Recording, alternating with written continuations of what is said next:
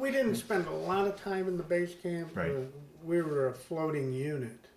There were 22 boats, I believe, in that unit. And we would go on what was called the mission.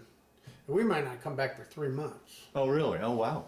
And we ate mostly sea rations because there was nothing else out there to eat, except once in a while they'd fly in some hot food for us on the chopper.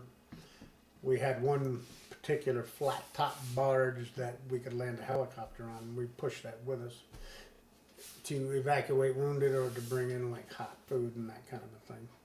And you just lived on the boat then? Yeah, we just lived on the boat. There was a 6-man crew. Most of the crew were guys I was stationed with back at Fort Eustis, Virginia.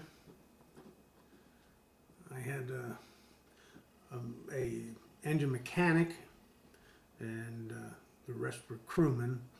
They would, like if we tied up, they'd tie the ropes and what have you, and I'd steer the boat into wherever. And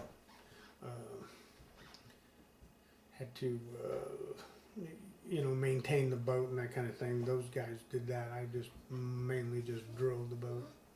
And I would either haul barges with 105 howitzers on them. Barges would have 2 105 howitzers.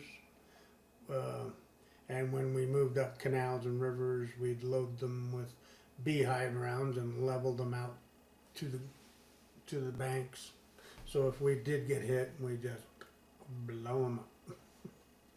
So Which happened. So you weren't actually hauling equipment set. You were hauling the guns to protect the part of the artillery unit. Okay. As I've interviewed these various river rats, to me it seems like you guys were like the shooting gallery at a carnival, just going up and down. I can't imagine what it was like going up these rivers, these canals, and some of them were very, very close. Like you could touch the vegetation on the sides. Oh, geez. So some of them were really hard to turn around. You had to do like a K-turn in a car, to get her no wider than the road out there.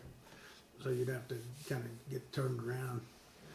But you were often really, really close, and but we had 50 caliber machine guns on the boat, one on each side, an M60 machine gun, an M79 grenade launcher, and then everybody had their personal weapons. So if we were to get hit or something, I'd be driving the boat and I'd shoot the M79 grenade launcher out the side of wherever we're getting hit from. But that happened quite a few times.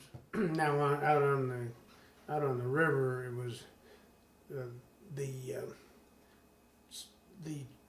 ground troops of the 9th Infantry Division would go in and stir up trouble, and then we would shoot our artillery back, sometimes very close. So, but that's what we were doing, was supporting those troops that were on the ground, sometimes right in front of us. I mean, you could see the guys actually walking through the rice paddies and what have you. Sometimes we had to shoot the 105 howitzers almost straight in the air so they'd come down close. You can't lob them, so that kind of a thing. But we had different kinds of boats with us. Some of the Navy, it was the Army and the Navy working directly together. We have what was called Zippo boats, which had a big flamethrower on the front.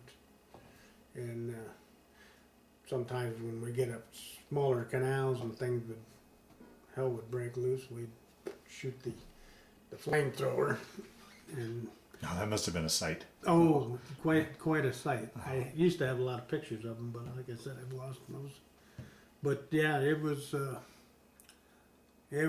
exciting at the time, I'll say that. Very much so.